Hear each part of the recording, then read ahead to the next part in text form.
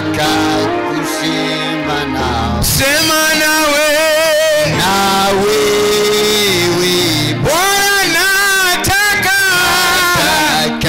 kusema nawe. Nataka kusema nawe. Nawe. Kusema nawe. Kusema nawe. Bwana sema na maisha yangu. Sema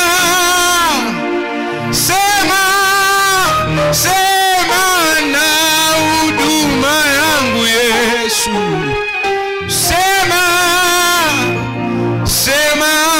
Bwana nataka kusema nawe.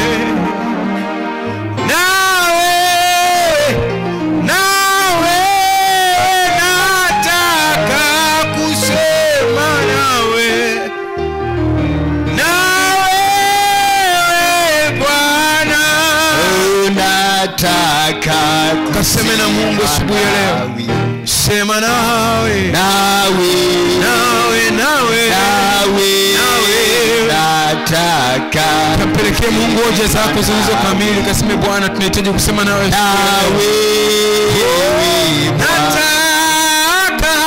Nataka kusema nawe. Kusema na wewe.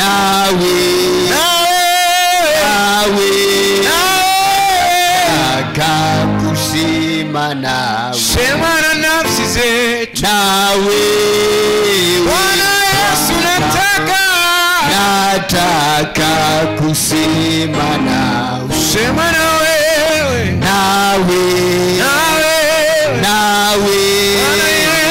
Nataka kusema nawe. Sema na wewe. Bwana.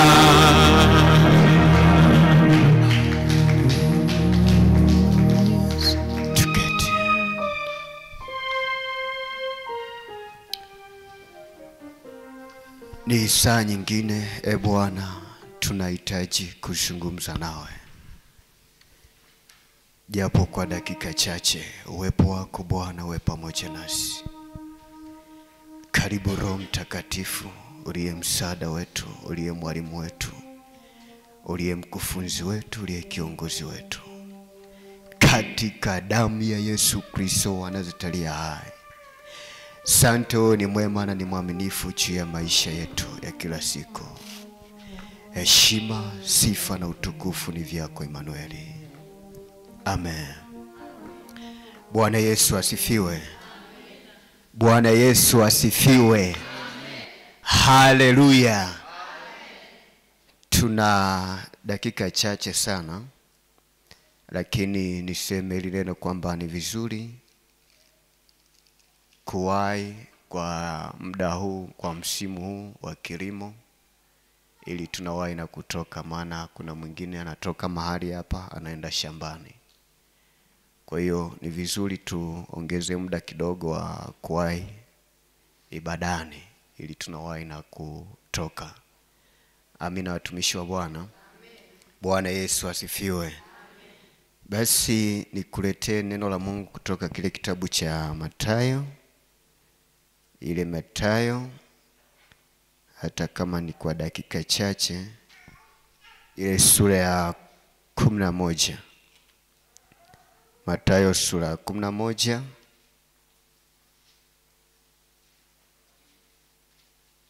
Mathayo sura ya 11.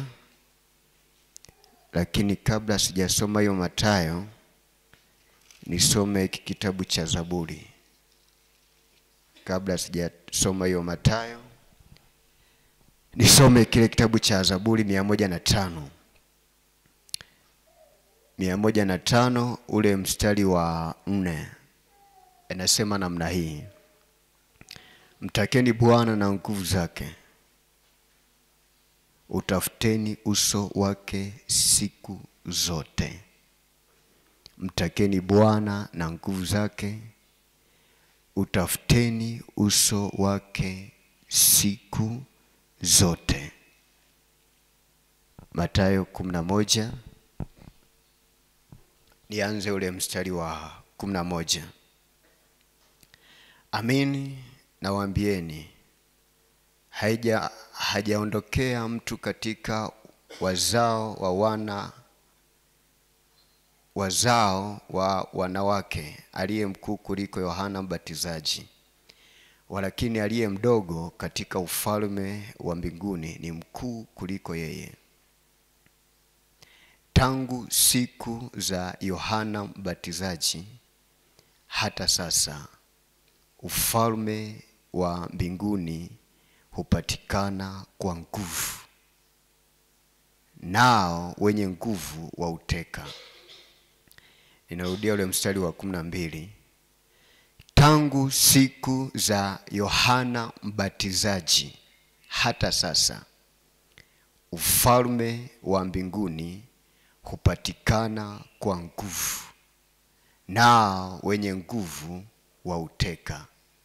Nao wenye nguvu wauteka. Bwana Yesu asifiwe.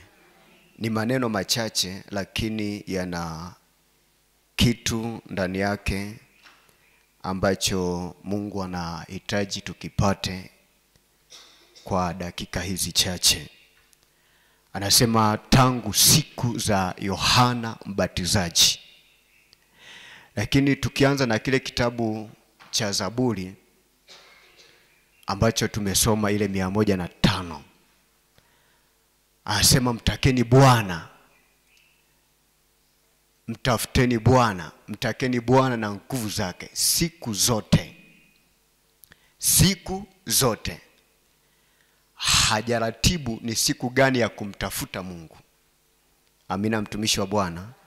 Hajasema Jumatatu, hajasema Jumanne, hajasema Jumatano, hajasema Alhamisi, Ijumaa wala Jumamosi, wala tu Jumapili kama mtu mwingine anavyokuwa amejiratibisha maisha yake kusema mimi siku ya kumtafuta Mungu ni siku tu ya Jumapili. Lakini huku kwenye Zaburi anasema mtafuteni Bwana siku zote. Mtafuteni Bwana siku zote. Hebu nirudie huu mstari. Anasema namna hii 105. Anasema mtakeni Bwana na nguvu zake. Utafuteni uso wake siku zote. Mtakeni Bwana. Umtake siku zote. Umtake. Kumtaka maana yake kuna haja ya kuto kumtaka. Bwana Yesu asifiwe. Anapotumia lugha mtakeni Bwana, maana yake kuna mtu ambaye hawezi akamtaka Bwana.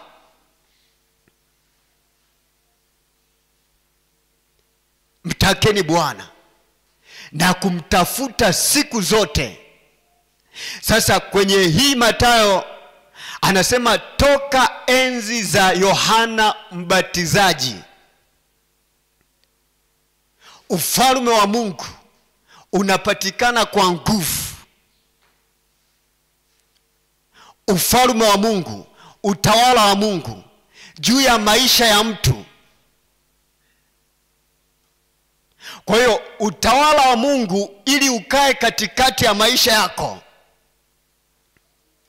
panahitaji nguvu ndani yako ya kuteka huo ufalme wa Mungu. Kwa sababu huu ufalme anasema unatekwa na wenye nguvu.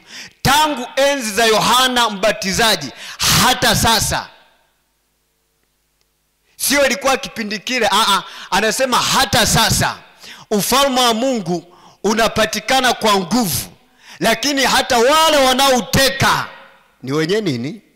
Ni wenye nguvu. Sio nguvu ya kula ugali, hapana. Nguvu ya ziada ya kutafuta uso wa Mungu, ya kumtafuta Mungu, ya kutafuta uwepo wa Mungu, ya kutafuta neema ya Mungu. Na ndio maana huku anasema mtakeni Bwana kwenye Zaburi Mtakeni Bwana siku zote, mtafuteni. Mtakeni Bwana na nguvu zake siku zote. Hajasema tu Jumapili, siku zote. Na yamkini wakati mwingine kulingana na vita ulio nayo katika ulimwengu wa roho, hata tu muda huu uliotoa bado hautoshi. Hautoshi. Manake ili usogee mahali fulani, lazima upime vita ulio nayo, unayokumbana nayo, na kiwango cha nguvu ulio nayo ndani yako. Uanaishe, uangalie, je, hii nguvu nilio nayo inaweza ikanivusha mahali hapa? Kwa sababu kuvuka kwako kunategemeana na nguvu ulio nayo ndani yako. Bwana Yesu asifiwe. Kuna utofauti wa mtu kuwa ndani ya ufalme wa Mungu, lakini kuna utofauti wa mtu kuzimiliki zile nguvu za ufalme wa Mungu. Kwa hiyo unaweza ukawa uko ndani ya ufalme wa Mungu, lakini usizimiliki zile nguvu za ufalme wa Mungu. Kwa hiyo usipokuwa na zile nguvu za ufalme wa Mungu, maana yake kuna hatua huwezi ukafanya nini? Ukasogea. Kuna hatua huwezi ukavuka. Kuna hatua huwezi ukapiga. Mahali pengine Daudi anasema nyakati zangu, nyakati za mtu ziko mkononi mwako. Anasema nyakati zangu ziko mkononi mwako. Na hatua zangu ndio unayezimarisha. Kwa hiyo unapofika wakati fulani ambapo unatakiwa usogea hatua fulani ya maisha, Mungu anakuwepo mahali hapo kwa ajili ya kukusaidia. Lakini je, kuna nguvu kiasi gani ya kufanya uwepo wa Mungu uwepo mahali hapo, ili hatua ya maisha yako isogee tena, Mungu akukanyagize mahali papya? Kwa sababu Mungu anaweza akawa tayari kukukanyagiza mahali papya, lakini ndani yako ikakosekana nguvu ya supporter kukusogeza mahali pengine. Kwa sababu ulimwengu wa roho ni ulimwengu wa mashindano. Tunashindana. Viko vitu ambavyo tunashindana navyo. Na ndio maana kwenye Waefeso wanasema kushindana kwetu sisi si kwa damu na nyama, bali ni katika falme na mamlaka ya nguvu za giza. Maana yake ziko falme ambazo zinasimama katika ulimwengu wa roho ili kupinga kusudi la Mungu linaloachiliwa juu ya maisha yako. Kwa lazima upambane na hizi falme. Sasa una nguvu kiasi gani za kupambana na hizi falme na hizi mamlaka za ufalme wa giza? Na ndio maana Danieli alikuwa amefunga siku 21. Ile siku ya 21 ndipo malaika anatokea, anasema, Danieli, mtu upendwae sana, toka siku ile ya kwanza ulikuwa umeshajibiwa maombi yako, ila nilikuwa nimezuiliwa. Bwana Yesu asifiwe. Bwana Yesu asifiwe. Bwana Yesu asifiwe. Danieli alipoingia kwenye maombi ya siku 21, sijajua kama alipanga kuwa nitakaa siku 21, lakini Biblia inasema alikaa kwenye maombi siku 21. Lakini toka siku ile ya kwanza alipoingia tu kwenye maombi, alikuwa ameshajibiwa maombi. Malaika Gabriel alitumwa kwa ajili ya kupeleka majibu ya maombi yake. Alafu ghafla yule malaika Gabriel akazuiliwa juu ya wakuu wa giza, juu ya wakuu wa anga, akazuiliwa kule juu. Alipozuiliwa ikabidi arudi kule juu kutoa taarifa, jamani, mimi nimezuiliwa. Kwa hiyo mpaka sasa Danieli sijampelekea majibu mlioniambia nimpelekee. Kwa hana majibu saizi Danieli. Bado anaendelea kufanya maombi. Ikabidi malaika mwingine atumwe wa vita kwenda kupambana ile vita. Lakini huku Danieli bado ameendelea, amepiga magoti, anaendelea kuomba. Na kuomba kwake sio kwamba maombi yake hayajibiwa, maombi yake yamejibiwa, ila kwenye ulimwengu wa roho yamezuiliwa asiyapate majibu yake. Ni vitu gani ambavyo unaviomba mbele za Mungu? Na una kiwango gani cha ufahamu ya kwamba yamkini vimezuiliwa katika ulimwengu wa roho na usijue kwa vimezuiliwa? Bwana Yesu asifiwe. Bwana Yesu asifiwe. Unahitaji nguvu ndani yako ya kutafuta uso wa Mungu zaidi. Danieli akazidi kuomba. Yule malaika wa vita Mikaeli akapigana ile vita mpaka kuhakikisha anga linakuwa salama. Alivyopigana lile anga lilipokuwa salama, anarudi kule kutoa ripoti ya kwamba sasa anga liko salama. Ndipo malaika Gabrieli anatokeza tena kwenda kutoa ripoti kwa nani? Kwa Danieli. Ndipo anamfikia Danieli, anasema, Danieli, Danieli, mtu upendwae sana. Unaweza ukapendwa sana na Mungu, lakini haimaanishi kwamba maombi yako hayawezi kuzuiliwa. Unaweza ukawa na mahusiano mazuri sana na Mungu, lakini haimaanishi kuomba kwako, maombi yako hayawezi kuzuiliwa na shetani. Vita iko pale pale. Hata kama una mahusiano mazuri na Mungu, lakini vita bado ipo. Bwana Yesu asifiwe. Bwana Yesu asifiwe. Bwana Yesu asifiwe. Ndio maana anasema mtakeni Bwana na nguvu zake. Mtafuteni siku zote. Siku zote kunahitaji kumtafuta Bwana. Umtake, lakini pia umtafute siku zote.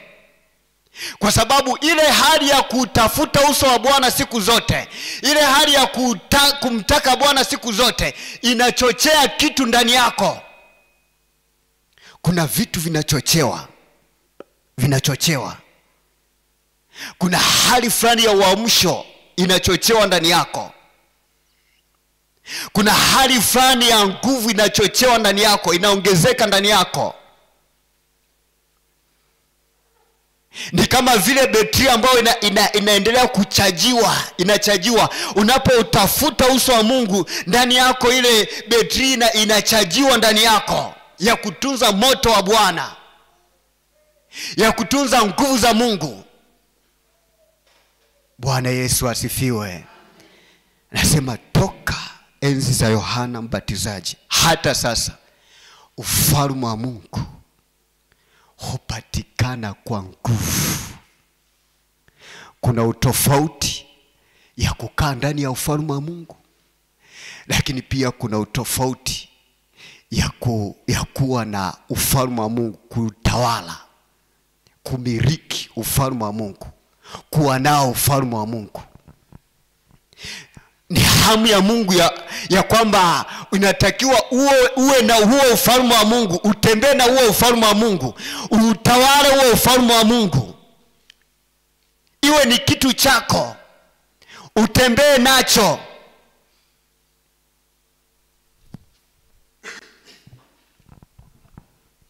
Na wale watakaoteka ni wenye nini? Ni wenye nguvu. Kwa ufalme wa Mungu unatekwa. Amina, mtumishi wa Bwana. Ufalme wa Mungu unatekwa. Na yule anayeuteka ndiye anayekuwa nao. Na ukiwa nao ndio unaoweza kukusaidia kupiga hatua. Na ndio maana swala la kutafuta uso wa Mungu sio swala la mkumbo. Linahitaji kwanza wewe binafsi ujikane.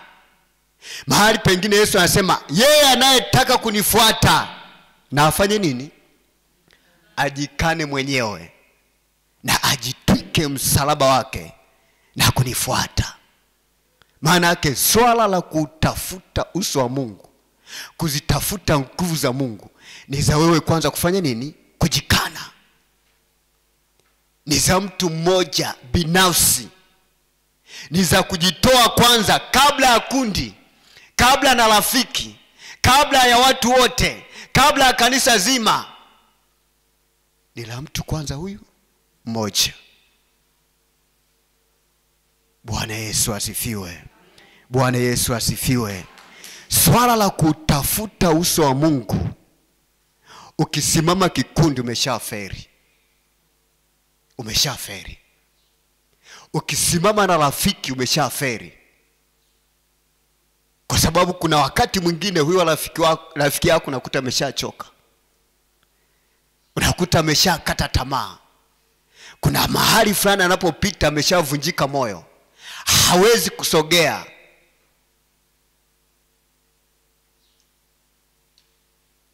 Bwana Yesu asifiwe. Kwa hiyo ukisimama wewe kama wewe, unaweza ukawa msaada pia hata kwa ajili ya rafiki yako. Unaweza ukawa supporter kwake.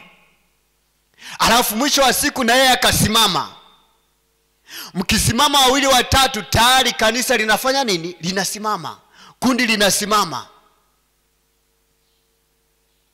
Bwana Yesu asifiwe. Bwana Yesu asifiwe. Toka enzi za Yohana Mbatizaji hata sasa, ufalme wa Mungu unapatikana kwa nguvu. Unahitaji nguvu ndani yako. Haijalishi ni mambo gani ambayo yanajitokeza katikati yako, yasikukatishe tamaa, yasikuvunje moyo. Tafuta nguvu. Tafuta nguvu. Ukiona huwezi, ujue nguvu imepungua ndani yako. Ukiona umechoka, ujue nguvu imefanya nini? Imepungua ndani yako. Na kuna mahali unaweza kuwa unapita wakati mwingine, nafika mahali sema sasa basi, Mungu nisaidie. Yaani huelewi cha kufanya. Vita imekulemea, imekuwa kubwa. Omba nguvu, mwambie Mungu nitie nguvu. Kwa sababu haitakiwi uishie njiani, wala hujaandikiwa kuishia njiani. Amina, mtumishi wa Bwana. Wewe si wa kuishia njiani. Sasa ukishakata tamaa, matokeo yake ni nini? Ukisema sasa basi, matokeo yake ni nini sasa? Maisha yako hujaandikiwa kuishia njiani. Lazima ufike mahali uchukue maamuzi magumu. Kusema kwa vyovyote vile, hata kama mbele sioni chochote, lakini lazima nitoke mahali hapa. Chukua maamuzi kama vile wale wa ukoma walivyochukua maamuzi. Tukienda mjini watatuua. Tukienda huko kwa Washami, nako ni hatari. Ni maadui wetu. Tukikaa hapa tutakufa njaa. Tufanyeje? Kule kwa maadui zetu ndio kuna chakula. Hebu twende kwa maadui zetu. Kama wakitua na watuue. Wakituacha hai na watuache hai. Lakini kwenye chakula ndio twende huko huko. Walivyochukua maamuzi magumu katika ile hatua yao, Mungu akabadilisha mwenendo wao, akabadilisha hatua zao. Ikawa kama jeshi kubwa la farasi, la magari, linalotembea kuwaendea Washami. Lakini wao wanapotembea wanaona tu, wanatembea kama kawaida. Ni mwendo tu wa kawaida.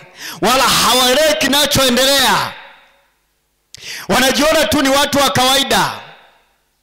Kuna wakati mwingine unaweza kujiona kama ni mtu tu wa kawaida, lakini katika ulimwengu wa roho, juu ya vita ambao Bwana anakupigania, Mungu amebadilisha mwendo wako katika ulimwengu wa roho. Ule mwendo wako umekuwa tishio kwa maadui. Lakini wewe ndio umefika mahali pa kukata tamaa, pa kuvunjika moyo. Bwana Yesu asifiwe. Maana yake nini? Maana yake ule wakati wa kukata tamaa, wakati umevunjika moyo, ndipo Mungu anapokuwa ameingia vitani. Ndipo Mungu anapokuwa anabadilisha hatua zako. Zinakuwa kama jeshi. Zinakuwa kama uvumi wa jeshi kwa maadui zako. Pamoja na kwamba wewe umekuwa umekata tamaa wakati huo. Pamoja na kwamba unakuwa huoni chochote kinachoendelea. Lakini ukichukua maamuzi kusema kwa vyovyote vile acha tu nikafie mbele, Mungu anaingilia kati juu ya hatua zako. Anabadilisha katika ulimwengu wa roho. Yale maamuzi yako yanakuwa ni hatari katika ulimwengu wa roho.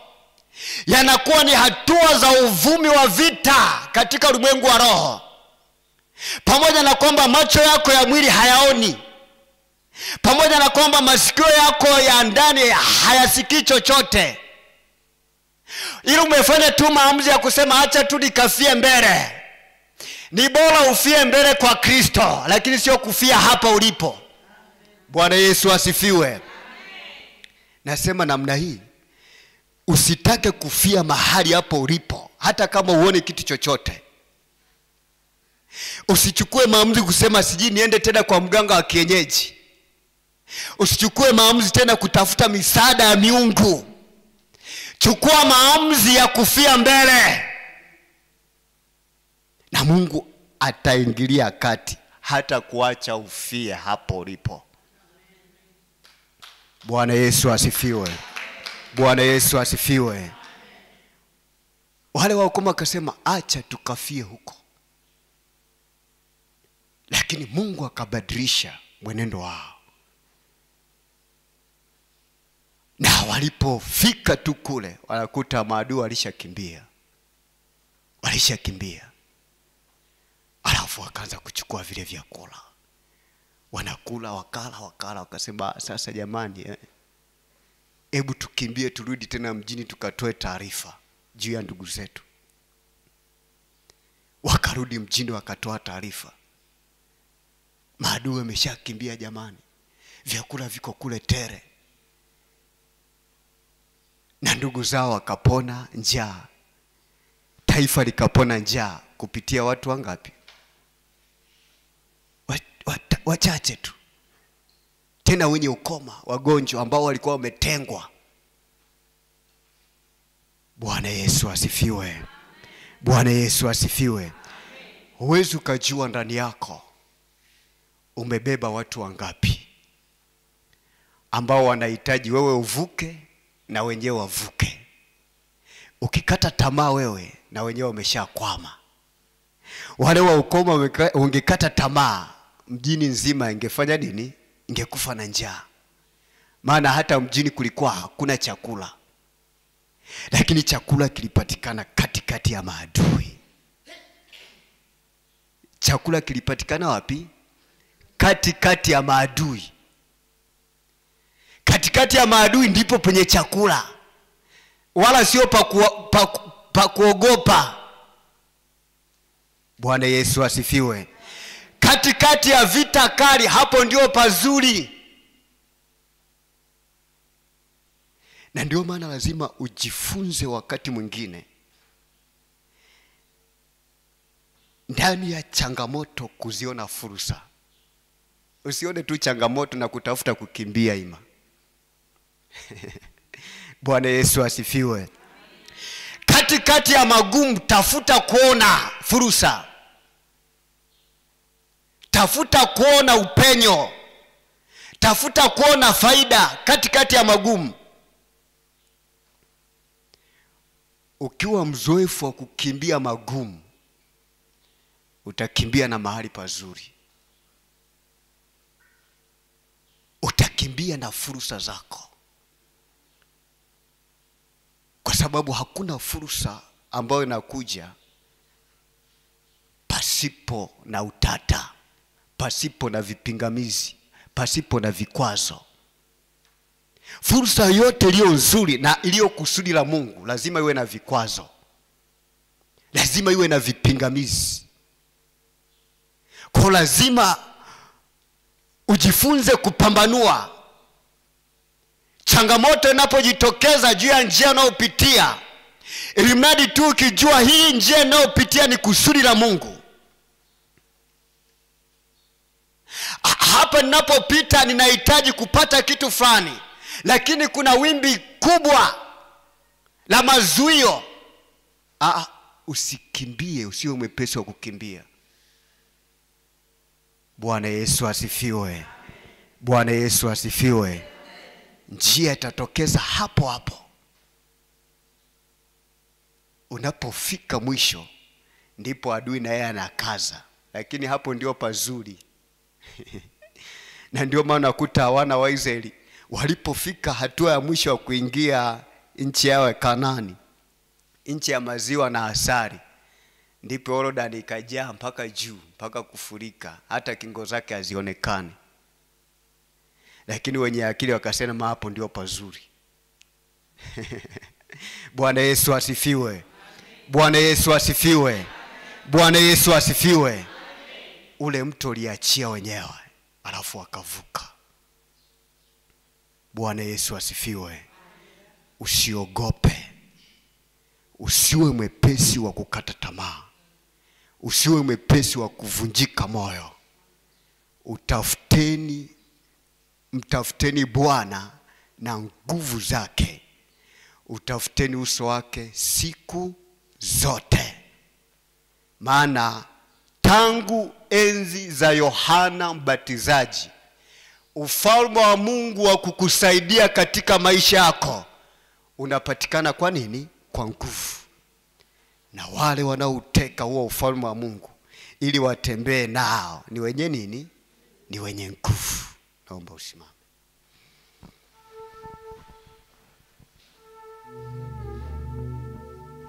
Omba tu nguvu siku ya leo, mwambie Mungu nitie nguvu. Mwambie Mungu ninaomba nguvu zako. Ninaomba neema yako. Ninaomba neema yako. Ninaomba nguvu zako. Ule upako wa kunisaidia kutafuta uso wako. Ule upako wa kunisaidia kukutaka wewe siku zote. Yaani siku zote inatakiwa umtake Bwana siku zote. Usijipangie ratiba kusema mimi mpaka Jumapili. Nimesema mwanzoni hapo kwamba wakati mwingine hata juu ya vita ulionayo, angalia kiwango cha nguvu ulionayo na vita ulionayo. Kwa sababu unaweza ukalizika tu na hii asubuhi. Unaweza ukalizika na hii asubuhi kusema mbona namtafuta Mungu. Ndio namtafuta Mungu, ni sehemu. Lakini kumbuka mahali hapa tunatumia muda kidogo sana. Huwezi ukalinganisha na vita ulionayo. Maana yake unahitaji muda mwingine tena wa ziada wa kumtaka Mungu. Mungu ninakutaka katika hili jambo. Mungu ninakutaka univushe mahali hapa. Mungu ninakutaka unitoe mahali hapa. Usilizike tu na hii asubuhi. Hii ni sehemu tu ya kukusaidia. Ni sehemu tu ya kusaidia, lakini usilizike tu na hii asubuhi. Tafuta tena muda mwingine. Hata kama ni siku nzima, ukatoa siku nzima. Kusema siku ya leo ninatoa. Hii wiki natafuta siku moja tu naitoa kwa ajili ya Bwana. Nataka nimtake Bwana nitoe mahali hapa. Anisaidie, aseme na mimi hili jambo bado silielewi.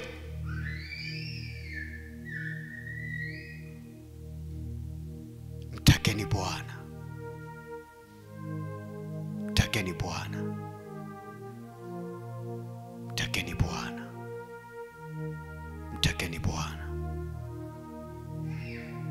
tumwabudu Mungu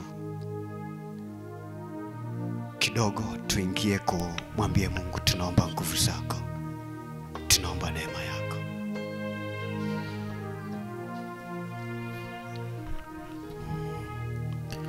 Lina nguvu jina lako, lina nguvu jina lako, lina nguvu jina lako Bwana,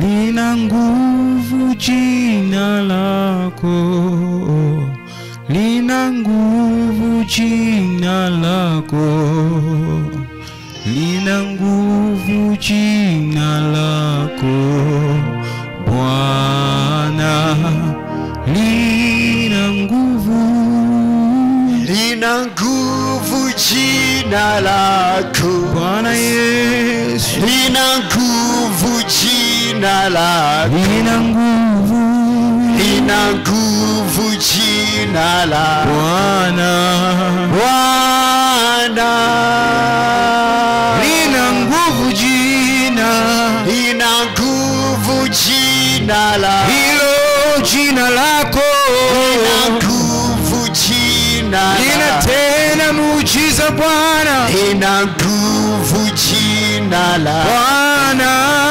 Bwana, sema lina nguvu jina, lina nguvu jina lako, lina nguvu jina lina lako, nguvu jina lako, lina nguvu jina lako Bwana, nguvu jina lako Bwana, Bwana, jina lako la Yesu, lina nguvu jina lako linaponya, lina nguvu jina jina lako lina nguvu Yesu, lina nguvu jina Bwana Yesu, Bwana, Bwana, linaponya jina, linaponya jina lako, jina lako laokoa, linaponya jina lako, jina lako Yesu, linaponya jina lako Bwana, Bwana, linatosha jina lako, linaponya jina lako, ndani ya mioyo yetu linatosha, linaponya jina lako Yesu linatosha ndani yetu, linaponya jina lako Bwana Yesu, Bwana, Bwana, laokoa jina, laokoa jina lako, hakuna jina jingine Yesu, laokoa jina la jina kusimama mbele yako Bwana, laokoa jina Bwana, laokoa jina lako, laokoa jina lako Yesu, laokoa jina lako Yesu, jina lako Yesu, laokoa jina jina lako Bwana. Ndio, sogea mbele za Mungu, Yesu, asante Yesu, sogea mbele za Mungu, mwambie Mungu ninaomba nguvu zako. jina lako la Yesu, Kana masakata lina nguvu jina lako, rikoseketa makoshinda na makata. jina lako Yesu, Kuna mahali tumekwama, kuna mahali umekwama. Mwambie Mungu ninaomba nguvu zako. Ni Musa mahali ambapo tumekwama Yesu, rapoko seketeke, mahali ambapo tumeshikama Yesu, hatujaumbiwa kukwama, tunaweza kutunyanyua, mahali ambapo hatujaumbiwa kufeli, jina lako linatuwezesha, hatujaumbiwa kuwa mikia riki sekete. Yesu lina nguvu. Mwambie Mungu ninaomba nguvu zako. Mwambie Mungu ninaomba neema yako. Mwambie Mungu ninaomba nguvu zako, hizo nguvu za ukuvusha mahali hapo, hizo nguvu za ukutoa mahali hapo, kusogea mahali pengine. Mwambie Mungu ninaomba nguvu zako. Tumekata tamaa Bwana, tumerudisha. Kuna mahali umekwama, Kuna mahali tumekata tamaa. kuna mahali tunatamani kusogea. Kuna mahali ambapo Kuna mahali huoni njia, lakini wanahitaji nguvu za Bwana. Ili njia ionekane, wanahitaji tamaa. Tumekata tamaa. Wanahitaji nguvu yako Yesu ikatusogeze. Tunatamani hatua zako Yesu zikatusogeze. Tunatamani Bwana mkono wako ukatuvushe. Tunatamani Yesu mkono wako ukatuvushe Bwana. Tunatamani mkono wako Yesu ukatuvushe. Nguvu yako Yesu ikatuvushe. Nguvu yako Yesu ikatuvushe. Peke yako siwezi Bwana. Peke yako siwezi Yesu. Kuna mahali ambapo tunapanga Bwana. Kuna mahali ambapo tunasimama. Kuna mahali ambapo tunasimama Yesu. Tunapiga hatua tukasogee mbele. Tunapiga hatua tukasogee mbele. Tunakuja uso wako Mungu. Tuwezeshe. Bwana peke yetu hatuwezi Bwana. Peke yetu hatuwezi bila msaada wako. Bila nguvu zako Yesu hatuwezi kusogea. Bila nguvu zako Yesu hatuwezi kusogea. Bila nguvu zako Yesu hatuwezi kusogea. Bwana tuonyeshe njia. Bwana tuangaza wako. Nuru yako Yesu ikatuangazie. Nuru yako Yesu ikatuangazie. Tukaone njia. Kupita Bwana. Tumeshindwa kuvuka mahali hapa. Tumeshindwa kuvuka Bwana. Ni kwa sababu ya ukosefu wa nguvu zako. Nguvu imekuwa ndogo. Tumepoteza tumaini, tumekata tamaa. Nguvu imekuwa ndogo. Tumepoteza tumaini letu, tumekata tamaa Yesu. Bwana tunaomba tamaa na maisha yetu. Achilia nguvu. Tumekata tamaa na maisha yetu. Tumekata tamaa na mashamba ya huyu mama. Tumekata tamaa na ndoa zetu. Ndani ya huyu kijana. Tumekata tamaa na watoto wetu. Achilia nguvu Bwana. Achilia nguvu Bwana. Achilia nguvu Bwana. Achilia nguvu Bwana. Ile neema yako ya kumsaidia. Ile neema yako Bwana inayoachilia juu ya watumishi wako kuwasaidia watumishi wako wasogee mahali pengine. Iachilie sasa. Iachilie ule upako wako. Upako wako. Anatamani kufunga lakini hawezi. Anatamani kufunga lakini hawezi kufunga. Ni kwa sababu Mungu ni ndogo. Ni kwa sababu Mungu ni ndogo. Anatamani kukaa kwenye maombi lakini ameshindwa Bwana. Ni kwa sababu Mungu ni ndogo. Wanasema wewe uwezi. Anatamani kabisa. Anapanga kabisa. Wanasema wewe uwezi. Kwenye maombi lakini anairisha tena. Ni kwa sababu nguvu ni ndogo. Bwana ninaomba wanatamani kuchukua hatua za maisha yao. Wanashindwa Bwana. Wanajiona kama hawawezi. Wanajiona kama hawawezi. Wanarudi nyuma. Wanashindwa kufanya maamuzi yao yaliyo sahihi. Wanashindwa kufanya maamuzi yao Bwana. Wamekuwa ni kuambiwa tu. Wamekuwa ni kuambiwa nenda. Wamekuwa ni kuambiwa nenda. Na ndio wanaenda. Wanashindwa kuamua maamuzi yao sahihi. Wanashindwa kujiamulia wenyewe Bwana. Wanasubiri waambiwe na watu. Wanapelekeshwa na maneno ya watu. Na watu wanamstahili ndani ya akili zao. Na watu wanamstahili ndani ya akili zao. Katika jina la Yesu. Kwa jina la Yesu. Hiyo roho ya simama nao mwenyewe Yesu. Simama nao mwenyewe Yesu. Simama roho ya Bwana. Simama Yesu. Tunatamani tukasimame na nguvu zako. Tukasimame na nguvu zako Bwana. Tukasimame na nguvu zako Yesu. Tunatamani tukakujua hiyo roho. Kwa jina la Yesu. Ninaondoa kila pando la uvino yote mabaya. Kila pando la kuainisha yote mabaya. Kila pando la kuainisha yetu. Mabaya yote mabaya yaliyopandwa ndani ya maisha yao. Ndani ya maisha yao. Ndani ya maisha yao. Ndani ya maisha yao. Katika jina la Yesu. Tunaenda kuondoa kutokuachia kwa zetu. Kuna watu wamekaa katika kwenye maisha yao. Wanashindwa kusogea mbele. Maamuzi yao wanashindwa kusogea mbele. Wanashindwa kuamua. Wanashindwa kupiga hatua. Achilia neema yako. Achilia neema yako. Achilia neema yako. Achilia neema yako. Achilia neema yako. Achilia neema yako. Achilia neema yako. Juu ya fahamu zetu.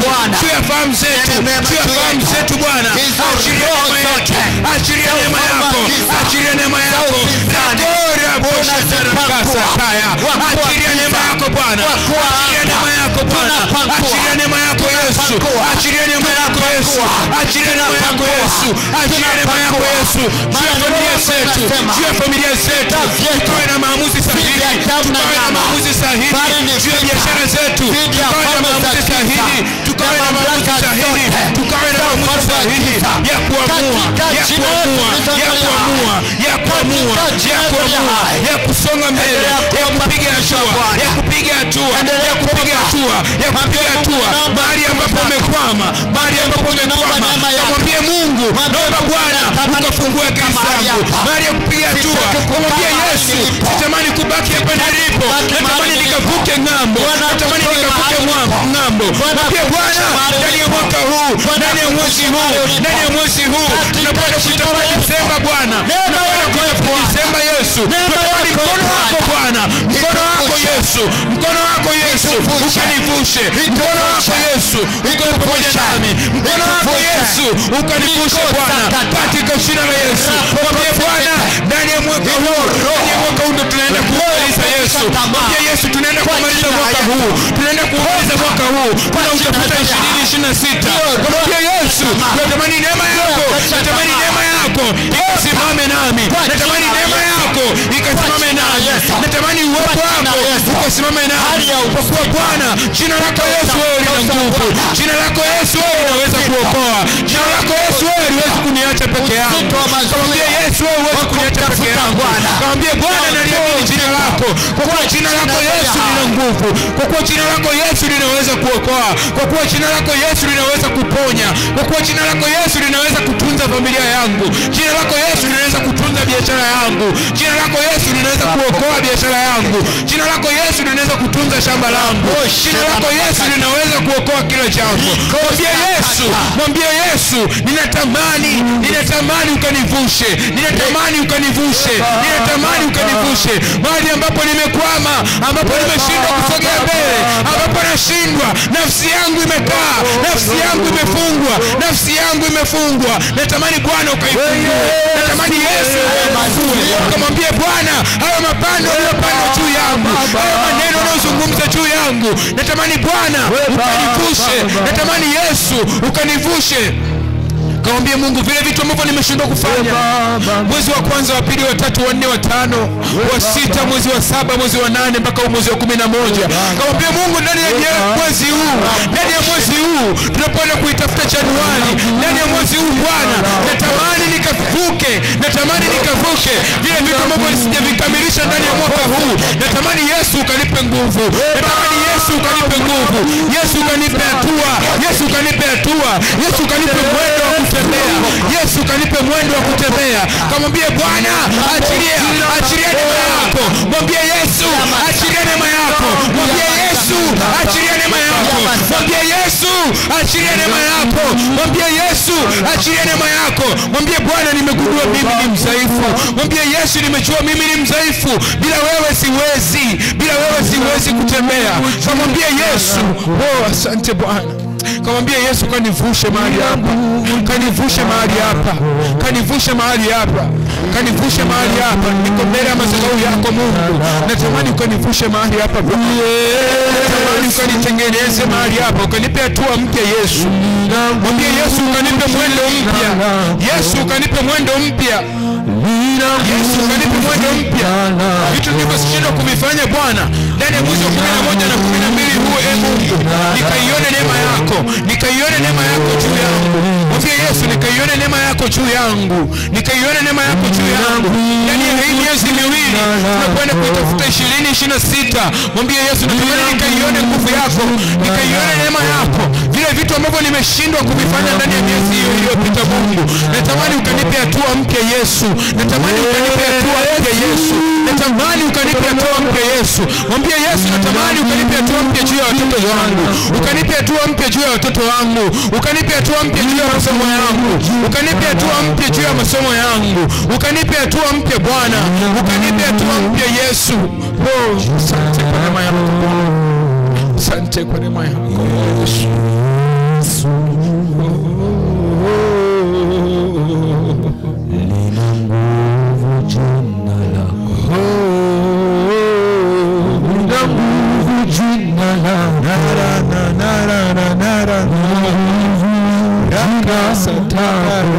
shandarabo yetu rebo shikaramo shata lina nguvu jina lako sakataya rabo lina nguvu jina lako nare lina nguvu jina lako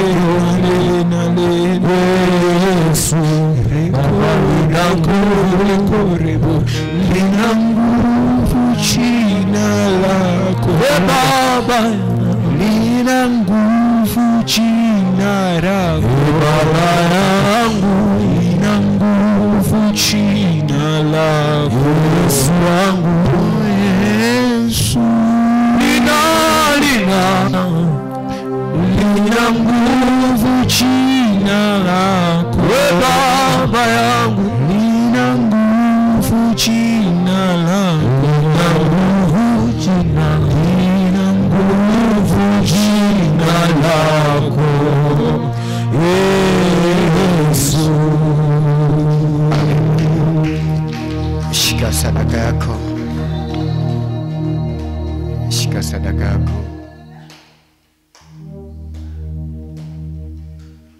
Bwana Yesu, tunalitukuza jina lako.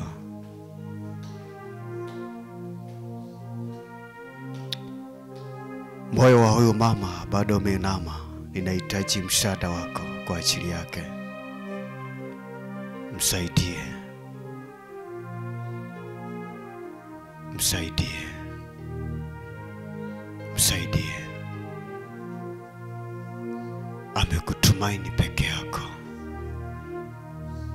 amekutumaini peke yako. Hana Mungu mwingine. Wewe ndio kimbilio lake, wewe ndiwe msaada wake.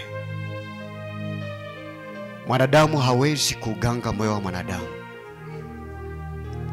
Ni peke yako Bwana uwezaye kuganga moyo wa mwanadamu. Mahali ulipojeruhika hata ukainama, peke yako, peke yako, peke yako, peke yako Bwana. Mungu, ninaomba tumishi wako amekutumaini, usinyamaze, msaidie, muinue, muinue, muinue, muinue, muinue, muinue Bwana, katika jina la Yesu Kristo aliye hai. Kana mashenda la masekete, damu ya Yesu ikusimamishe.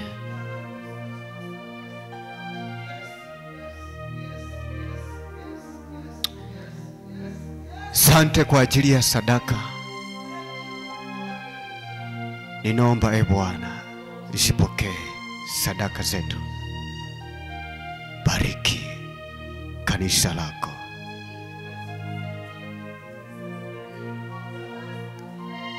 Rapa sekete.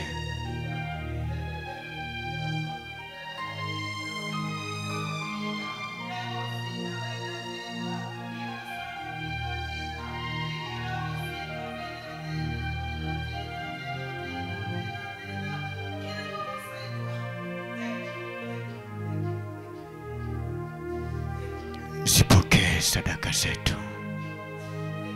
Tuvushe Bwana, tupe kusogea hatua nyingine.